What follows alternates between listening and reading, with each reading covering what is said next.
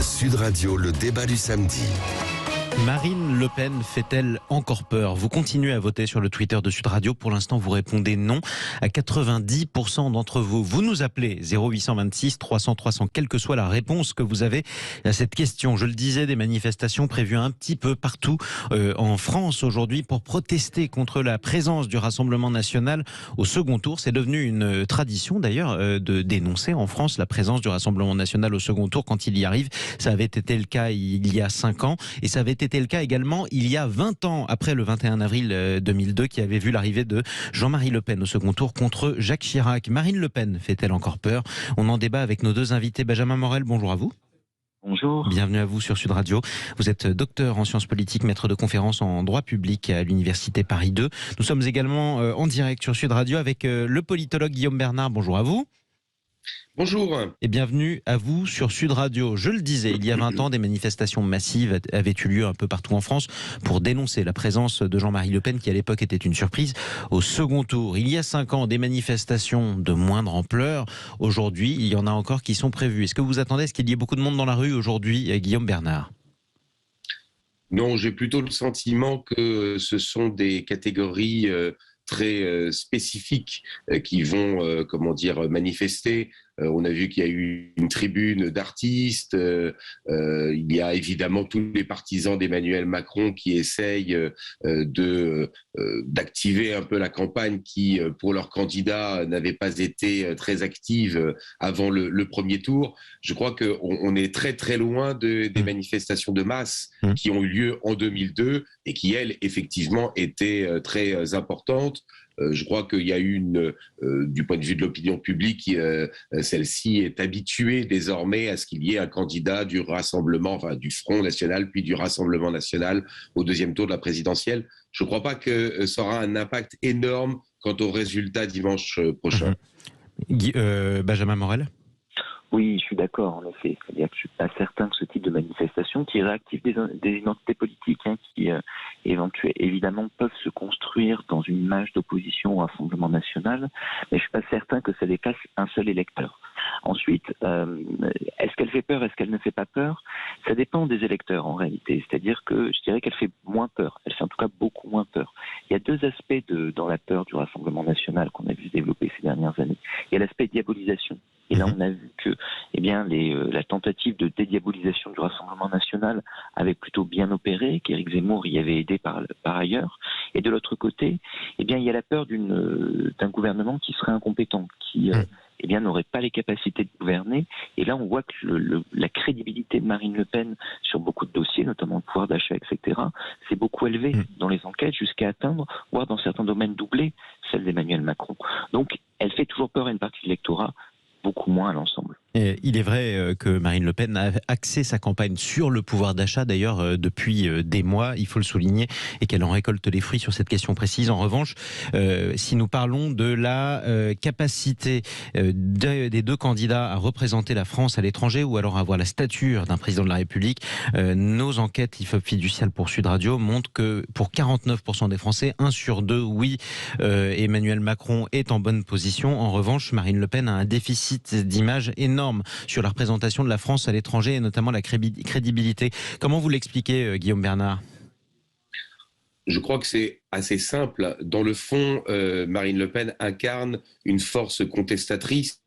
Et donc, dans cette mesure, il est assez logique elle apparaisse moins que le président de la République sortant en capacité d'incarner la continuité de l'État et l'État à l'étranger. C'est, me semble-t-il, essentiellement le résultat de deux postures différentes, une contestatrice et l'autre, celle d'Emmanuel Macron, qui incarne le pouvoir en place, le pouvoir légal, le pouvoir le parti de l'ordre. Donc, et l'avantage du sortant.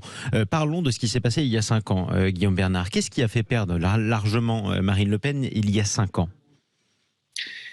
Deux choses me semblent à évoquer immédiatement. La première, c'est qu'il y avait encore ce que Éric Zemmour a contribué à pulvériser, me semble-t-il, le cordon sanitaire. C'est-à-dire qu'il y avait encore une impossibilité pour un grand nombre d'électeurs à se projeter dans un report pour Marine Le Pen. C'est-à-dire que les électeurs de François Fillon, qui représentaient 20% de l'électorat, sont allés pour l'essentiel voter Emmanuel Macron. Là, en 2022, ils ont dès le premier tour voté pour Emmanuel Macron et de manière résiduelle pour Valérie Pécresse, tandis qu'une autre partie est allée effectivement voter pour Marine Le Pen, mais sans véritablement le dire. Or là, cet électorat résiduel de François Fillon, il a voté au premier tour pour Éric Zemmour, et donc dans ces conditions, on peut penser qu'il ira plus facilement, sans doute pas en totalité, mais plus facilement, voter pour Marine Le Pen. Ça, c'est le premier point. Le cordon sanitaire est en très grande partie démantelé. Et puis, la deuxième raison, il faut bien le dire, c'est que les prestations médiatiques de Marine Le Pen en 2017 n'avaient pas été particulièrement efficaces. Or là, elle a, me semble-t-il, choisi une autre tactique. C'est plutôt une campagne à bas bruit, aller à la rencontre des Français, grappiller petit à petit, électeur par électeur, en allant, je dirais, à leur rencontre et en donnant le sentiment, dans le fond, qu'elle est plus là pour les écouter eux que pour essayer qu'ils ne les écoutent elles. Et donc, il me semble qu'il y a là une efficacité qui explique sans doute les résultats potentiels que l'on voit dans les enquêtes d'opinion, c'est-à-dire qu'elle est au-dessus de 48%, vraisemblablement pour le deuxième tour, le 14 avril prochain. Et notre dernière livraison du Rolling IFOP fiducial pour Sud Radio donne pour l'instant Emmanuel Macron vainqueur à 53,5%. C'était 51% au soir du premier tour. Donc, il y a incontestablement une progression d'Emmanuel Macron. Comment vous l'expliquez, cette progression, Benjamin Morel ? Alors, vous avez plusieurs éléments, c'est-à-dire qu'aujourd'hui, vous voyez que vous avez une réactivation, on va dire, d'une forme de vote barrage, notamment dans une partie de l'électorat Mélenchon. On voit que le taux de vote Macron dans l'électorat Mélenchon tend à augmenter un tout petit peu, que vous pouvez avoir des mobilisations d'électorats qui se disaient abstentionnistes à gauche. Après, il va falloir voir ce qu'il en sera le jour J dans l'urne. Oui. C'est-à-dire que par rapport, pour répondre un peu également à votre précédente question, mais elle apparaît à la fois moins dangereuse, plus crédible, ce qui lui permet de capter une plus grande partie de l'électorat de gauche et assez tôt dans le quinquennat. On voit au moment de la loi anti-casseurs, au moment de la loi également anti-immigration, que les prises de position du RN, plus modérées qu'à l'habitude et parfois apparaissant comme plus en adéquation avec l'électorat de gauche dans la défense des libertés publiques, ont déstabilisé une partie de l'électorat de gauche qui se dit aujourd'hui abstentionniste. Et donc, pour Emmanuel Macron, c'est ce qu'il tente de faire avec un tout petit peu de succès, il faut réactiver cette diabolisation.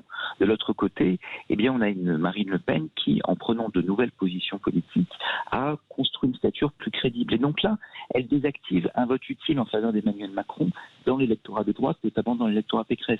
On voit qu'aujourd'hui, il y a une porosité entre l'électorat Pécresse et l'électorat Le Pen. Le dernier élément, eh bien, c'est qu'elle affronte un Emmanuel Macron qui est un sortant qui a par ailleurs acquis dans une partie de l'opinion un capital d'opposition assez important. Et donc, vous allez avoir un vote anti-Le Pen, vous allez également avoir un vote anti-Macron. Et la démarche d'Emmanuel Macron, qui lui permet ces derniers jours de gagner également quelques nouveaux électeurs, c'est de tenter de désamorcer cet anti-macronisme en faisant des concessions à l'électorat de gauche, en apparaissant plus proche de certaines catégories qui jusqu'à présent populaires, etc., qui jusqu'à présent le boudaient. Jusqu'à quand ça peut marcher à voir, mais aujourd'hui c'est ce qu'il tente de faire. Est-ce que ça peut être efficace ? Est-ce que c'est crédible, Guillaume Bernard ?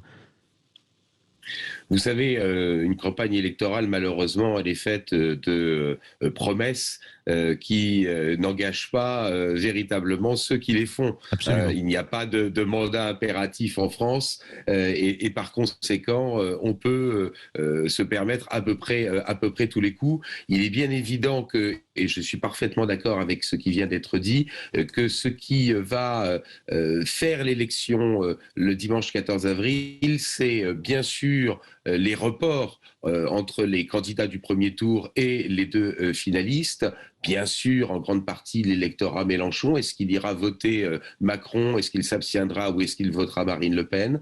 On sait qu'il y a plusieurs catégories dans l'électorat Mélenchon et qu'il y a une partie de cet électorat qui ira voter Marine Le Pen. Et puis, il ne faut quand même pas l'oublier, il y a une deuxième catégorie, je dirais, dans lesquelles les deux candidats peuvent essayer de puiser. Eh bien, ce sont tout simplement les abstentionnistes. Je vous rappelle qu'on a eu le deuxième taux d'abstention le plus élevé de la Ve République, le plus élevé en 2002, Absolument. avec 28%. En 2022, nous sommes à 26%, c'est très élevé, ce qui montre d'ailleurs que même les forces politiques contestatrices comme Zemmour, Le Pen ou Mélenchon n'ont pas réussi à intéresser une partie de l'électorat. Et donc, le résultat se fera aussi en fonction de la mobilisation ou non des abstentionnistes. Le débat pourra sans doute conduire à ce que certains électeurs décident finalement d'y aller. On sait qu'un débat, ça peut déplacer jusqu'à 3 ou 4 points. Et donc, par conséquent, à 52-48, grosso modo, ou 53-47, on est à la fois dans les marges d'erreur et dans les marges, je dirais, qui peuvent être déplacées à l'occasion du débat d'entre-deux tours. Et c'est important de le dire parce que ça veut dire qu'à une semaine et un jour du second tour, rien n'est joué. Je le rappelle, ce débat d'entre-deux tours, vous pourrez le suivre à la télévision, mais aussi sur Sud Radio mercredi soir à partir de 21h en direct, suivi d'une soirée spéciale, édition spéciale avec Philippe Rossi pour analyser et débriefer ce débat entre Emmanuel Macron et Marine Le Pen. Vous le disiez, Guillaume Bernard, 3 ou 4 points qui peuvent bouger à la suite d'un débat. Concrètement, ça signifie que Marine Le Pen peut très bien être élue présidente de la République si elle remporte ce débat mercredi, Benjamin Morel. Oui, c'est une possibilité, d'autant que ce débat, il est particulièrement important cette année. Il est particulièrement important tout bêtement parce que la dernière fois, il s'est effectivement extrêmement mal passé. Et que tout à l'heure, je parlais d'une crédibilité plus forte sur beaucoup de thématiques de Marine Le Pen. Cette crédibilité, elle l'a installée, mais elle demeure fragile. Et elle demeure fragile notamment parce que ces images perdurent. L'électorat est capable de donner quitus à un candidat, d'avoir changé, d'être devenu plus compétent, plus en capacité de gouverner. Mais encore faut-il qu'il le montre et qu'il ne réactive pas les anciennes images. Et donc là, si on a une Marine Le Pen qui s'en sort bien, si on a une Marine Le Pen qui apparaît beaucoup plus crédible, qui parvient à effacer ces images d'il y a 4 ans, en effet, elle peut rassurer sa propre base électorale. Qu'est-ce qu'on en a vu la dernière fois? On n'a pas vu des électeurs qui massivement ont quitté le vote lepéniste pour aller voir Emmanuel Macron, même si en réalité, ce débat n'a pas changé les résultats la dernière fois. Elle était donnée perdante de manière structurelle. Mais en réalité, on a tout bêtement un électorat lepéniste qui s'est démobilisé. Je rejoins ce qui a été dit. Cette campagne va se jouer sur la participation différentielle. C'est ça. La participation différentielle de l'électorat de gauche pour Emmanuel Macron, qui doit aller chercher. Et là, Marine Le Pen doit, lors de ce débat, montrer qu'Emmanuel Macron est en dissonance avec cet électorat pour le pousser dans l'abstention.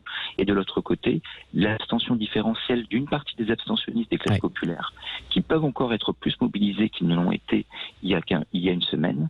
Et cet électorat attend de voir si Marine Le Pen peut gouverner, d'où l'intérêt pour elle de faire un bon débat. Et c'est la seule chose d'ailleurs qui mettent d'accord en ce moment Marine Le Pen et Emmanuel Macron. À une semaine du second tour, rien n'est joué. Emmanuel Macron en meeting aujourd'hui à Marseille, Marine Le Pen en déplacement dans le Loiret. Merci à tous les deux d'être intervenus sur Sud Radio. Benjamin Morel, merci à vous. Je rappelle que vous êtes docteur en sciences politiques, maître de conférences en droit public à Paris 2. Merci à vous.